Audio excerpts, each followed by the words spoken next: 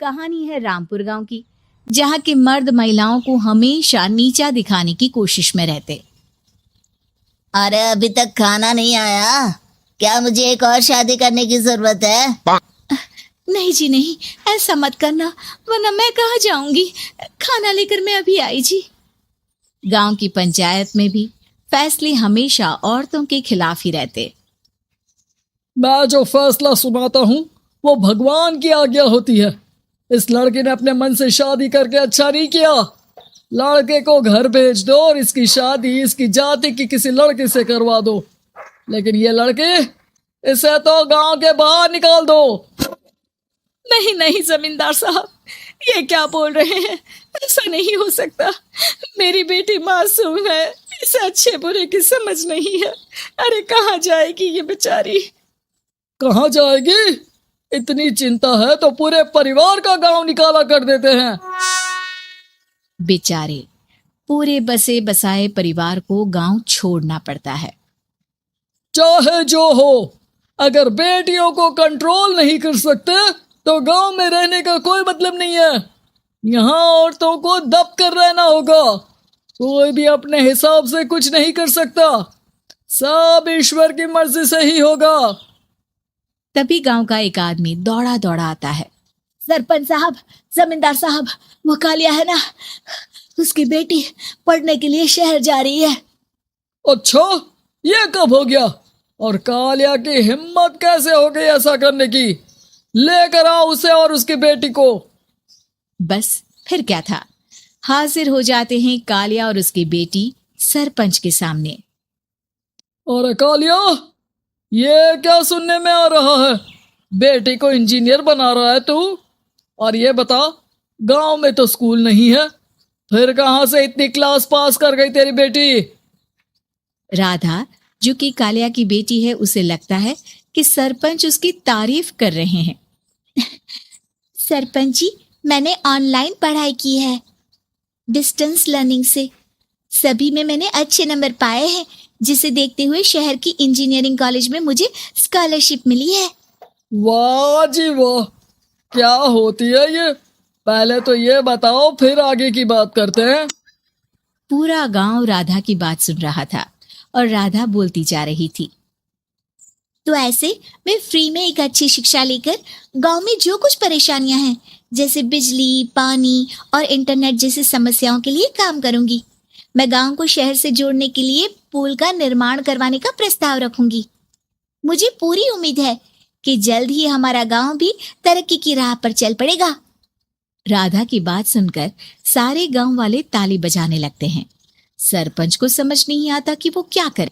चुप रह नादान लड़की, गांव के खिलाफ जाने के लिए तुझे गांव से बेदखल कर दिया जाएगा, वो भी पूरे परिवार के साथ। और हाँ, अगर ठीक से गांव में रहना चाहती है तो ये पढ़ाई लिखाई छोड़ दे। हम तेरे लिए गांव का कोई होनहार लड़का देखेंगे। तभी गांव का एक आदमी बोल पड़ता है। अरे नहीं नहीं सरपंच जी, राधा बिटिया जो बता रही है, अगर वैसा हो जाए तो हम लोगों को पैसा कमाने के लिए बाहर नहीं जाना पड़ेगा। हाँ जी, और ना ही कोसों दूर पानी के लिए भटकना पड़ेगा। हमारे बच्चे भी अच्छी पढ़ाई कर सकेंगे और आगे बढ़ेंगे, ना कि हमारी तरह खेती करते बैठेंगे। क्यों गांव वालों, राधा बिटिया का साथ देना चाहिए ना। सरपंच देखता है कि गांव राधा के साथ है तो वो चुप हो जाता है। वो घर आकर अपने सलाहकार से बात करता है, जो बहुत ही चालाक किस्म का इंसान होता है। अरे सरपंच साहब, आपको बहुत ही होशियारी से काम लेना पड़ेगा। एक बार गांव तरक्की कर गया, यहाँ के बालक पढ़ लिए तो कोई ना पूछेगा आपको। और फिर ये जो बेटा और बेटी है ना आपके, इनको भी आम लोगों की तरह ही जीवन जीना होगा। हाँ, लेकिन करे तो क्या करे? वो ना, आप मुझ पर छोड़ दीजिए, बस मैं जैसा बोलूं करते जाइए। अगले रोज सुबह जब गांव वाले सोकर उठते हैं तो राधा के घर के बाहर और साथ ही वो लोग जिन्होंने राधा का सपोर्ट किया था, उनके घर के आगे लाल रंग से कल आऊंगी लिखा होता है। कल आऊंगी, यह क्या होता है? अरे यह तो खून से लिखा है, लगता है कोई भूत प्रेत या चुड़ैल का साया है। चलो सरपंच जी के पास चलते हैं। सभी सरपंच के पास जाकर उसे सारी बात बताते हैं। अरे ये तो बड़ी मुश्किल की बात है। चलो मैं एक बाबा को जानता हूँ, उन्हें बुला लेता हूँ। सरपंच बाबा को लेकर गांव के घर के बाहर जाता है। ओहो, तो ये वो चुड़ैल है जो उन लोगों को निशाना बनाते हैं जो गांव को बदलने का सपना देखते हैं। वो गांव को ऐसे ही संपन्न देखना चाहती है। वो नहीं चाहती कि कोई बाहरी यहाँ का कायाकल्प करे। क्या तुम लोगों में से किसी ने गांव को बदलने की सोच रखी है? तभी राधा की माँ रोते रोते आती है। राधा घर से गायब हो गई है। अरे कोई तो बचाओ, मेरी बच्ची कहाँ गई?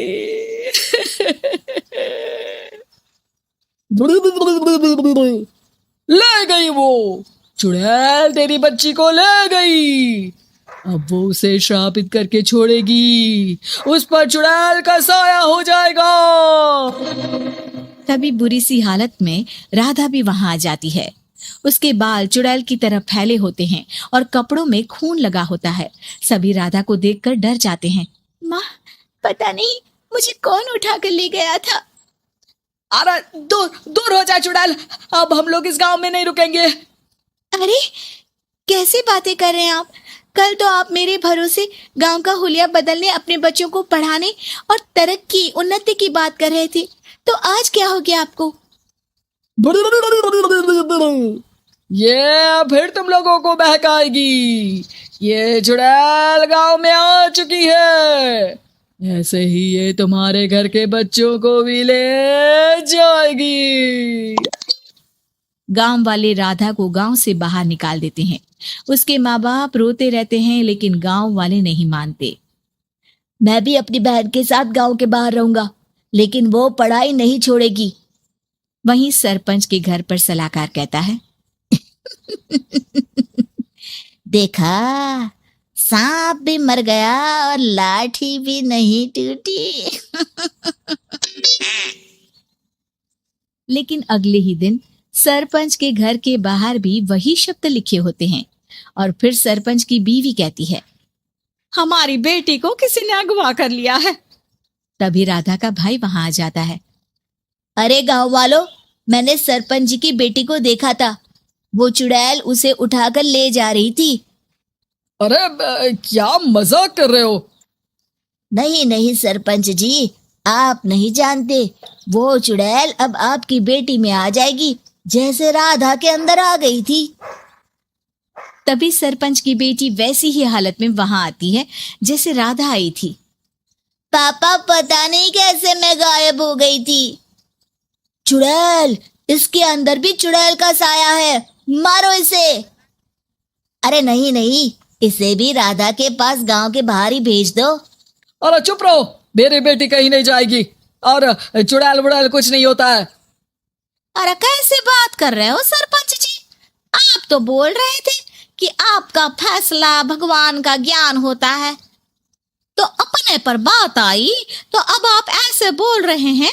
अरे ना ना ना, आपको अपनी बेटी को त्यागना ही होगा। अरे बुलाओ बाबा को। राधा का भाई बाबा को ले आता है, जिसे अब गांव वालों के डर के कारण सच बोलना पड़ता है। मैं कोई बाबा नहीं हूँ, मैं तो मोची था। ये सलाहकार महोदय ने मुझे कहा था एक्टिंग करने को। अब वो मुझे पैसे देने वाले हैं। अब मुझे माफ कर दो। गलती हो गई, मुझे माफ कर दो। तभी वहां राधा आ जाती है। देखा सरपंच जी, जब गांव के बच्चे साक्षर होंगे तो आप जैसे लोगों की चालाकी नहीं चलेगी।